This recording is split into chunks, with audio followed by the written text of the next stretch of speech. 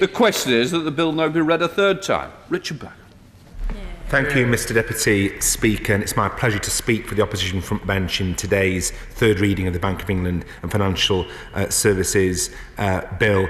Very kindly, the Chair of the Treasury Select Committee earlier referred to my good humour and good nature in one of my speeches earlier. I'm afraid if he were here now, he'd be disappointed with the speech I'm about to make. People could be forgiven for thinking I'm returning to what some would think is my po-faced modus operandi.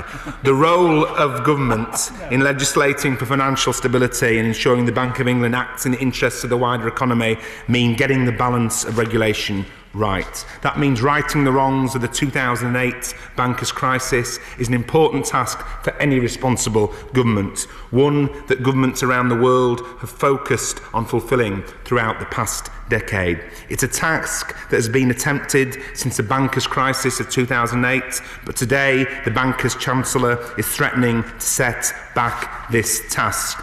This bill has already seen a number of changes since it first appeared in the other place, some of them for the better.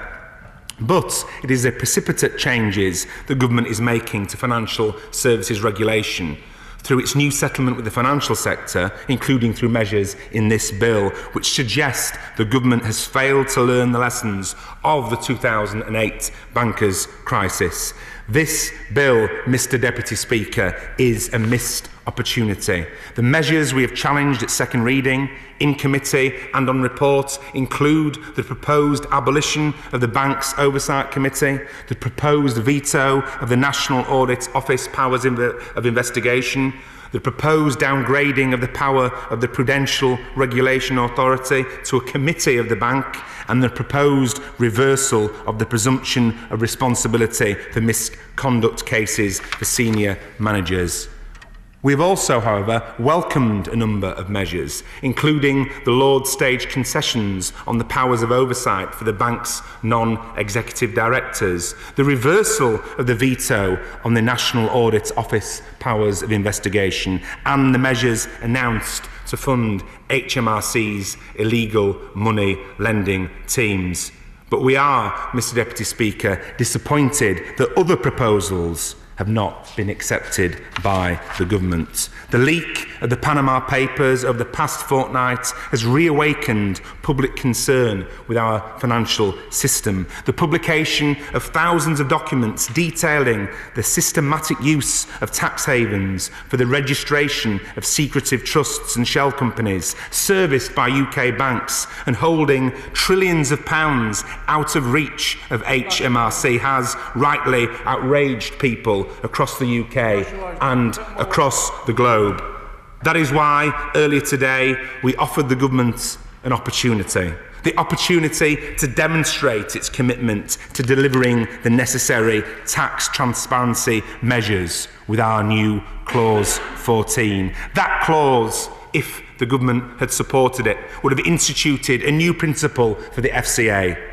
The principle of combating abusive tax avoidance arrangements, including establishing a register of beneficial owners of trusts serviced by UK banks. But of course, that in itself is not sufficient. And Labour has set out our tax transparency enforcement plan, and our new clause earlier today raised a vital area of the UK bank's involvement in the Panama Papers, which the FCA has now asked them to report upon.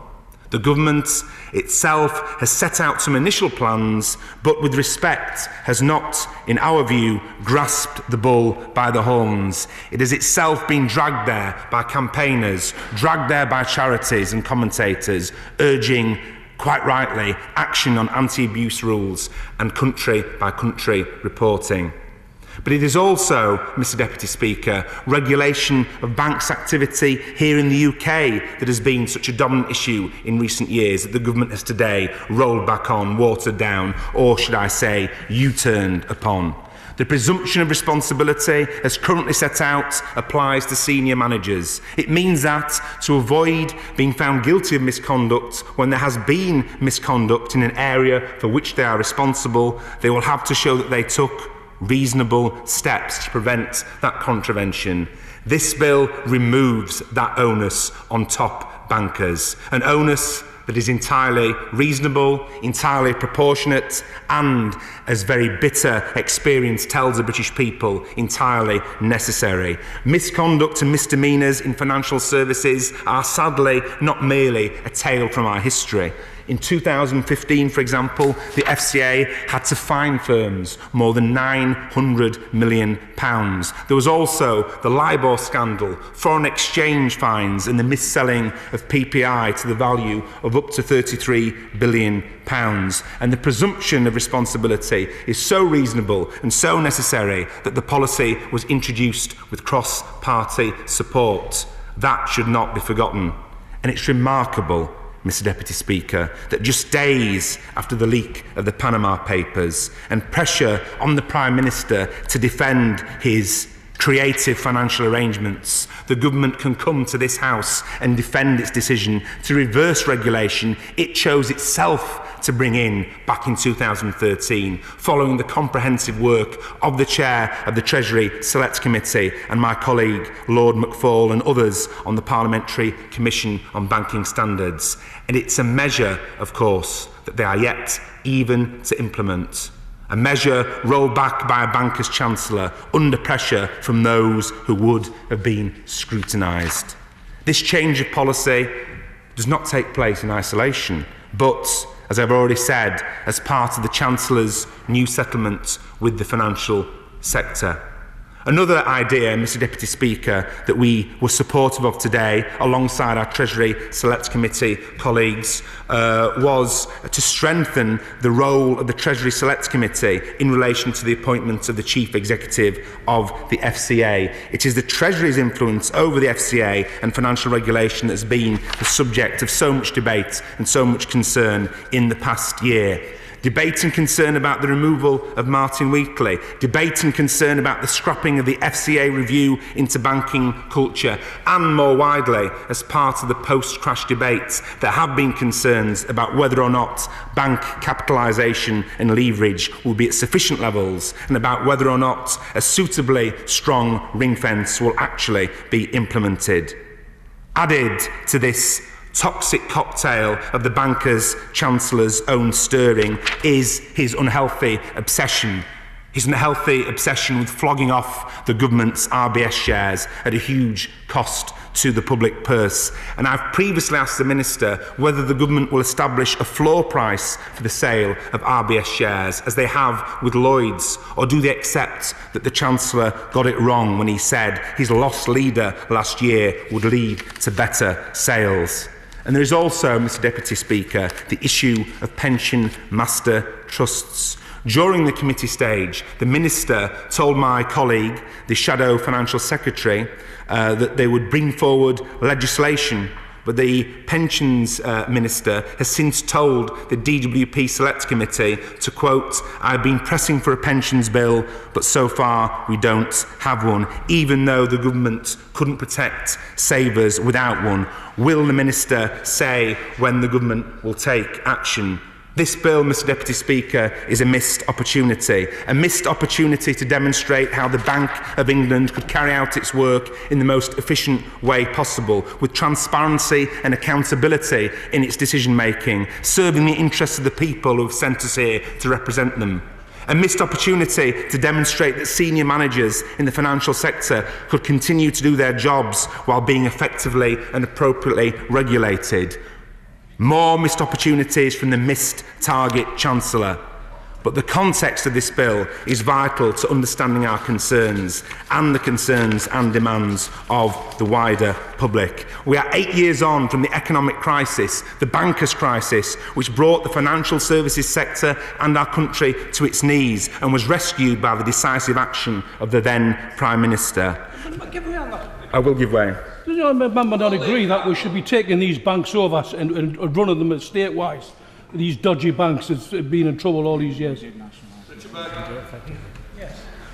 The Prime Minister at the time did step in and take appropriate action, but the important thing is that the lessons of the financial crisis and the banking crisis are learnt. I believe that those on this side of the House have learnt those lessons. I'm afraid that those on the government benches haven't learnt those lessons. So I would ask Mr Deputy Speaker, does the Chancellor and the Government still not understand the widespread anger out there? Do the Chancellor and the Government not recognise the public's deep distaste for an ever-expanding horror story of bailed-out bankers not being brought to book and the Panama Papers shining a light on the squalid practice of the super-rich squirreling away money offshore that Britain needs? Britain needs that money for our schools, for our hospitals, and yes, to get the UK debt down that has rocketed on the Chancellor's watch. And, as I said at second reading, all of this whilst there are cuts to pay, cuts to pensions, cuts to welfare, cuts to our councils and cuts to our services. The public is right to remember that because of the behaviour of some top bankers, people whom this House is meant to represent lost their homes and lost their jobs. We should never forget that it was the bankers' crisis that caused the deficit that this government have relied upon as their justification for their political choice to cut our public services, cut funding to our local authorities, cut the incomes of working people and cut support for the most vulnerable people in our communities. The global financial crash caused the huge increase in the deficit and stalled the economy. It also gave the government the opportunity to carry out their long-harboured ideological desire, decades old, to cut public services and wither away the state. We need a healthy and effective banking sector, Mr Deputy Speaker, but one that is appropriately regulated, that serves the interests of the whole economy, that does not hurt ordinary people or small and medium-sized businesses, and that delivers the vital investment our country needs for long-term growth. The Conservative government climbed down on the presumption of responsibility, which they previously supported, will hinder, not help, the fulfilment of those ambitions. Personal responsibility is vital for the operation of our regulatory systems. The Chancellor's policy U-turn reduces exactly the personal responsibility that the Parliamentary Commission on Banking Standards recommended in its 500-page report. Scrapping a key measure before it even had the chance to be tested makes no sense, unless, of course, the Chancellor is just following bankers' orders. The startling and precipitous scrapping of a widely welcomed measure shows that there is a very real risk of failing to learn the lessons of the bankers' crisis. And that, Mr Deputy Speaker, is why we are opposing this bill today, and I urge all honourable members to do the same.